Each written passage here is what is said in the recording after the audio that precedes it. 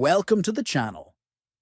Today we are going to show you how to change the language in the Flightradar24 app on your mobile device. This feature is useful if you prefer using the app in a language other than the default. Let's begin the steps. First, open the Flightradar24 app on your phone. Next, look at the bottom left corner and tap on the Settings icon. Then select the MISC tab from the list of options. After that, continue scrolling until you find the language option. Next to it, you will see Device Settings. Tap on it. Then, a list of available languages will appear. Browse through the list and select the language you want to use.